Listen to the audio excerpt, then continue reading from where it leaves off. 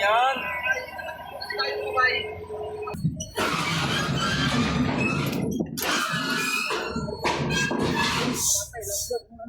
Container. Ha? Putol yung ano. Tingnan mo dong.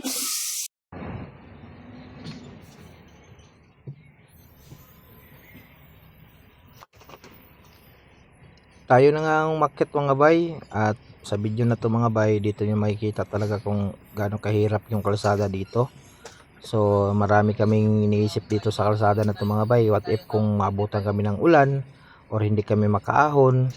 So mangyari ngayon mga bay, mamaya maya lang makikita nyo mga bay kung paano tayo nahihirapan dito mga bay. Paano tayo nabara dyan mga bay, kasi yun nga, sobrang tarik talaga ang kalsada na to. So kung nakikita nito sa video na to mga bay, dito medyo banayad pa yan, hindi pa yan ahon mga bay. Ano pa siya, mura, ano pa siya, relax pa na relax pa yung kalsada dito. So yun, continue lang yung ano natin dyan, takbo natin dyan. Yun nga lang, medyo masikip yung kalsada dito, kaya sa lahat ng mga bibiyahe dito na hindi pa nakabiyahe dito, bibiyahe pa lang, so panoorin nyo tong video na to, ay para sa inyo to. Itong lugar na to ay dito pala ito sa Pangil, Laguna, paakyat ng windmill. Kaya abangan nyo ang mga video namin dito para mayroon kayong idea kung sakaling may biyahe kayo dito. So ayan, dito umpisa na yung ahon na yan mga bay. Kita yun naman kung sa video titingnan yung mga bay, parang hindi lang talaga maahon ano, pero sa actual yan mga bay, sus Diyos mio, sobrang tarik na ahon na yan mga bay. Ito na yun, ito yun. So ito yung entrada ng ahon, at marami nang nagsabi ng mga residente dito at mga escort dito na marami talagang truck nagkakaaberya dyan sa taas, kasi nga yung kalsada na yun mga bay ay matindi talagang ahon. At may isang tractor pa nga dyan, o trailer pa nga daw dito na umahon, na single axle lang siya. Sa kasawiang palad mga bay, na disgrasya dito. At meron din tayong madadaanan na disgrasya dito, close ban. 3 weeks na daw yung 3 weeks na daw yan mga bay, simula nung pagka-disgrasya. So nakita nyo yan mga bay, yung bangin na yan sa kilid, itong sa kanan dyan po yung nalaglag yung trailer na hindi nakaahon dito, kaya hindi po talaga mabiro itong ahon na ito mga bay. At nakita nyo naman talaga, sobrang tarik. Kaya sa mga baguhang driver dyan, lalo na hindi na-experience na makabiyahe ng mga matarik na kalsada, medyo kakabahan ka talaga dito mga bay. Sobrang tarik talaga to, at yung kalsada dito paalon-alon, may tendency kukulkul ka talaga. So dito naman, hindi sana ako ma-stackable dito kung hindi naglaglagan yung pangarga ko, hindi nagurungan yung pangarga ko doon sa pinakadulo ng trailer. So pinapanganambahan ko na kasi yun mga bay, bago ako umakyat dito, naisip ko na yung pangarga ko, sana hindi mag-urungan yung pangarga ko doon sa dulo ng trailer, kasi nakatingala tong trailer natin. At sa sobrang tarik na to, may tendency talaga mga bay na uurong lahat yung pangarga namin. So yun na, malapit na tayo mga bay dito sa may ano, ayan kita yun naman mga bay, ayan na, ito na yun mga bay. Yan. Ahon yan.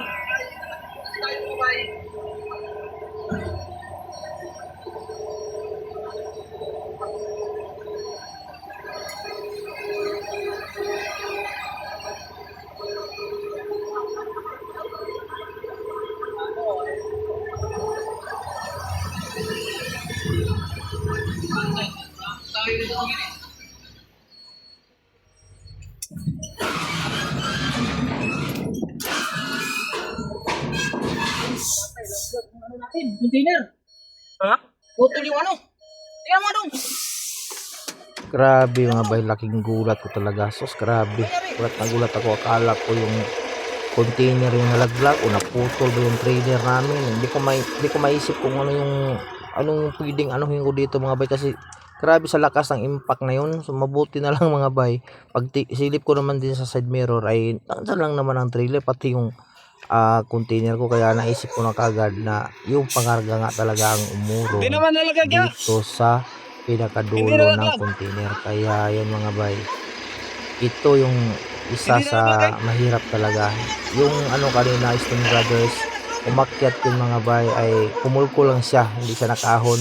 Pero tayo dito mga bay, yung second axle out, Wala. glass axle dito sa trailer na to, hindi namin napansin na sumasayad na pala yan mga bay. So ito yung talaga yung isa sa pinakamahirap na experience ko na biyahe dito sa YouTube mga bay. Kaya Doon sa gilid. pag dito ko talaga sa YouTube maasahan mo talaga tong biyahe na to mga bay, na Nakikita mo dito. hindi mo inasahan kasi grabe talaga, sobrang tarik talaga ang kasama na to mga bay.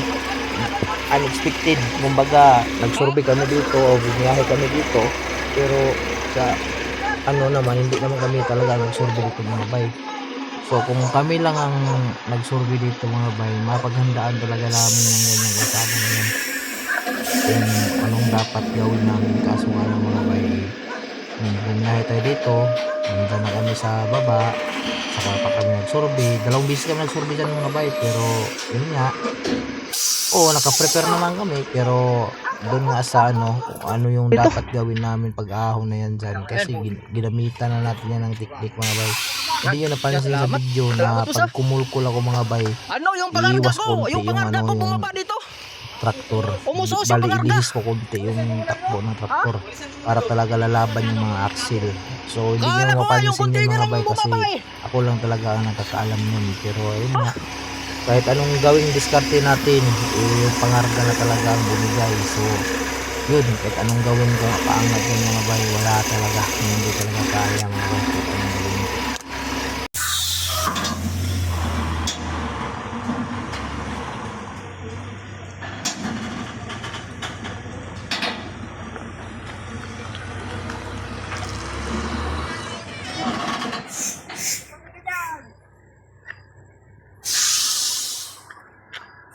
Kukul-kul lang talaga siya mga bay. Yan, naka ano pa siya, nakagalaw pa yung trailer dyan, pero Yan, wala kalsaan talaga, ba yan? kukul-kul lang talaga siya mga bay. Kasi nga nakatingala lang yung trailer natin. Yung bigat ng pangarga nandito na sa dulo, at yan, Hindi, kaya pa nakita niyo yan mga bay, dikit na yan mga bay.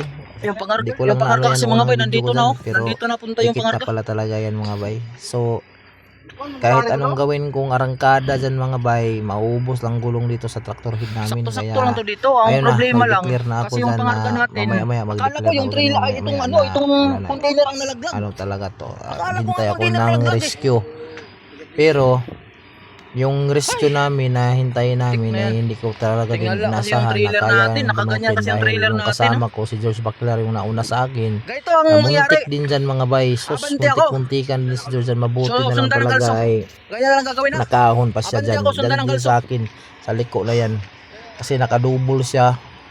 Muntik sa malaglag dyan sa ano na yan, sa tawag dito yung gilid na yung ano na yan. Pero tayo mga bay, wala na akong pakialam dun mga bay. Yung pag-ahon natin kanina, laglag dun mga bay.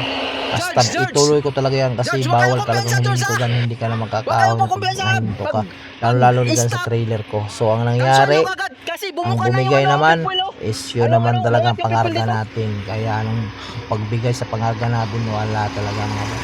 Ikul-kul lang yung kapatid natin mga bay. Mga bay. So yun, dabis kong ano dyan gagawin, Problema ito hintay na ko yung iisip ko yung kanina.